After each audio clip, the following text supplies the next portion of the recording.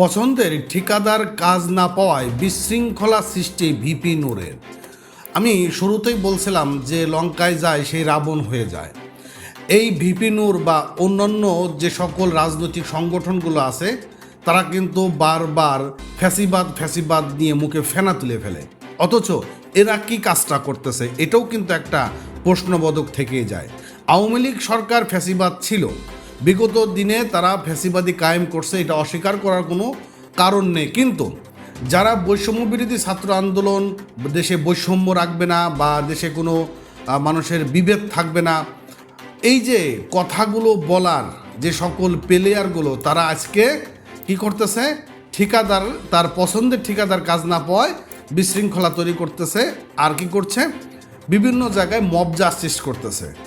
তাদের পছন্দ অনুযায়ী যদি চাহিদা না মেটে তাহলে তাদের উপর মব করা হচ্ছে। তো এটাই হচ্ছিল বর্তমান বাংলাদেশ।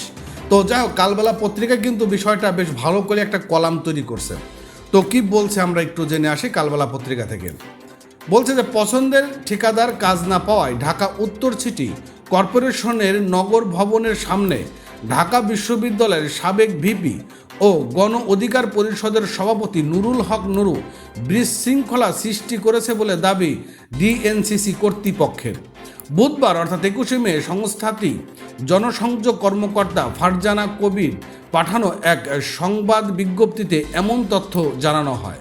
আর বিজ্ঞপ্তিতে বলা হয় যে গত 18 মে গণ অধিকার পরিষদের সভাপতি নুরুল হক তার পছন্দের ঠিকাদারকে কাজ দেওয়ার জন্য কর্পোরেশনের অতিরিক্ত প্রধান প্রকৌশলী মোহাম্মদ আরিফুল রহমানকে মুঠোফোন করে এবং অতিরিক্ত প্রধান প্রকৌশলী তাকে পাবলিক প্রকিউরমেন্ট আইন এবং পাবলিক প্রকিউরমেন্টের বিধিমালা আইন বিষয়গুলো ব্যাখ্যা করেন এবং আইনের বাইরে গিয়ে কোনো কিছু কাজ করার সুযোগ নেই মর্মে তাকে বোঝানোর চেষ্টা করেন। কিন্তু নুরুল হক তার কোনো কথা না শুনে তাকে কাজ দেওয়ার কথার জন্য চাপ প্রয়োগ করে আর ডিএনসির অফিসের তালা লাগানোর হুমকি দিয়ে দিয়েছেন। বিষয়টা আপনারা একটু খেয়াল করবেন যে বিগত ফ্যাসিস্ট আওয়ামী লীগ সরকারের সময় যে অঘটনগুলো ঘটে নাই সেই অঘটন কিন্তু এই 8 মাসের মধ্যে কিন্তু হয়ে গেছে।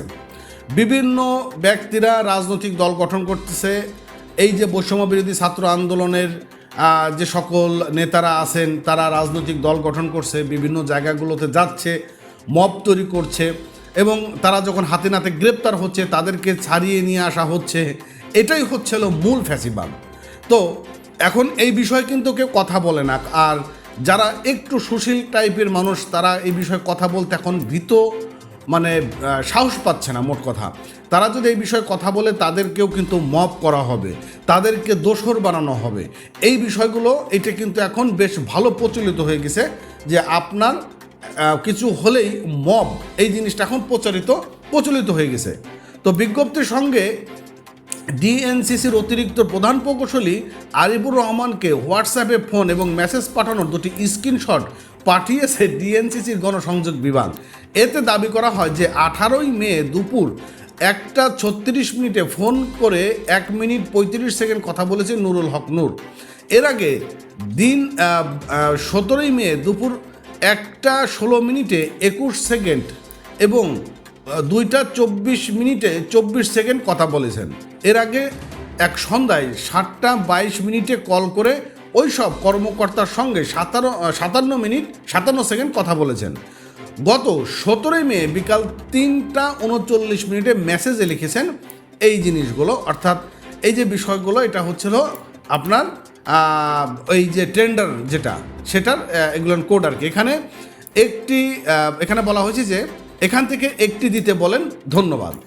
এই যে এখানে যে টেন্ডারগুলো আছে এখান থেকে যে কোনো একটি কাজ দেওয়ার জন্য তিনি বলেছেন। আর এই বিষয়ে গণপরিষদের সভাপতি নুরুল হক নূর কালবেলাকে বলেন খুব শীঘ্রই এই বিষয়ে আনুষ্ঠানিকভাবে বিবৃতি দেওয়া হবে। বেটা তুই কী বিবৃতি দিবি? দেশে আজকে যে একটা পরিস্থিতি তৈরি হচ্ছে, তোরা মব জাস্টিস করতেছিস, তোরা এই যে পোলাপান নিয়ে একটা ফাইজলামি শুরু হয়ে গেছে। বিগত সরকারের সময় আমরা বিরক্ত ছিলাম, কিন্তু এখন আমরা এই বিরক্ত থেকে বের হয়েছিলাম। আমরা এদের কাছ থেকে ভালো কিছু আশা করেছিলাম। এই আমরা যারা আছি, যারা সাধারণ পাবলিক আছে, তো এরা আমাদেরকে আশায় পানি দিয়ে দিছে এবং তারা নিজেরাই এখন মানে কি বলবো মব তৈরি করতেছে, চাঁদাবাজি করতেছে এবং তারা এই যে নির্বাচন, আগামী দিনে নির্বাচন নিয়ে তারা এখন সিনেমিনি খেলা শুরু করছে।